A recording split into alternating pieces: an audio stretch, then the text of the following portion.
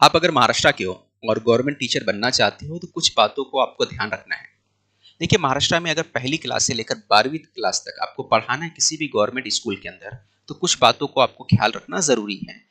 वो क्या बातें हैं कि अगर आप किसी ऐसी जगह पढ़ाना चाहते हो जो पूरी तरह से गवर्नमेंट स्कूल ना हो, जिसको बोल सकते हैं सेमी गवर्नमेंट स्कूल्स, और वो सोसाइटी के जरिए चलाई जाती है, किसी ऑर्गेनाइजेशन के जरिए चलाई जाती है, तो उसको हम लोग बोलते हैं, गवर्नमेंट की नज़र में वो होता है माइनॉरिटी इंस्टीट्यूशंस होते हैं। तो जो माइनॉरिटी इंस्टीट्यूशंस होते हैं वहां पर आप अगर सिर्फ सीटेट पास हो, टीटी पास हो, तो आप जॉब हासिल कर सकते हो। नहीं तो उसके अलावा जो गवर्नमेंट की तरफ से डायरेक्ट भर्तियां आती हैं, 10,000, 15,000, 20,000 भर्तियां आती हैं, वो मुख्तलिफ स्कूलों में होती हैं, जो उसमें जिला परिषद की जो स्कूलें होती हैं वहाँ होते हैं, कारपोरेशन के जो स्कूल होते हैं वहाँ होते हैं भर्तियाँ। तो यहाँ पे अगर आपको पढ़ाना है, जॉब हासिल करना है, तो वहाँ पे जॉब हासिल करने के लिए आपको कुछ बातों का ध्यान रखना ज़रूरी है। वो क्या प्रोसेस है, क्या बात है, उस पर हम देखने वाले हैं। अगर आपको पहली से लेकर फर्स्ट टू फिफ्थ अगर पढ़ाना है तो आपको सीटेट और टीटी पहले पास करना ज़रूरी है।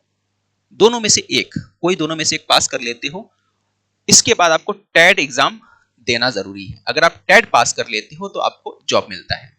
यानी सीटेट टीटी अगर आप पास कर चुके हो, उसके बाद अगर आप टेट एग्जाम देते हो तो आप क्या होते हैं, आप गवर्नमेंट जॉब के लिए अप्लाई कर सकते हैं, कहीं भी आपको गवर्नमेंट जॉब मिल जाता है।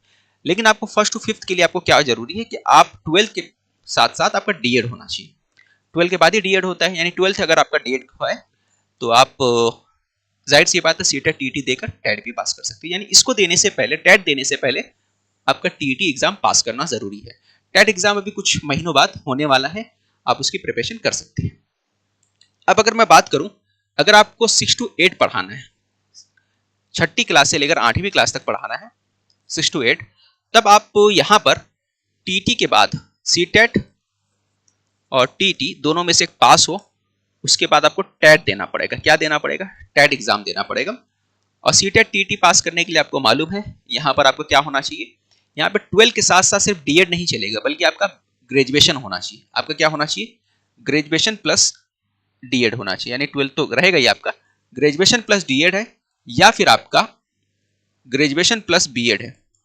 ग्रेजुएशन प्लस बीएड है तो आप क्या है, टेट के लिए अप्लाई कर सकते हैं, टेट एग्जाम दे सकते हैं। यानी पेपर सेकंड जो है, सीटीटी और टीटी का पेपर सेकंड अगर आप पास हो, पेपर सेकंड अगर पास हो, ग्रेजुएशन प्लस डीएड हो, तो आप ये टेट एग्जाम दे सकते हो। यानी ये कोई भी जॉब हासिल करना है तो आपको टेट एग्जाम पास करना जरूरी है, ये कंपलसरी है। ठीक है, तो ये बेसिक बातें हैं। और उसके बाद अगर हम लोग बात कर लेते हैं भाई कि अगर मुझे 9-10 पढ़ाना हो या 9 से 12 तक पढ़ाना, 9 to 12 पढ़ाना हो, तो 9 to 12 के लिए मुझे क्या करना है, 9 to 12 अगर जॉब हासिल करना है किसी भी गवर्नमेंट स्कूलों के अंदर, कॉलेजेस में, तो ऐसे वक्त में मुझे सिर्फ और सिर्फ टेट एग्जाम देना होता है।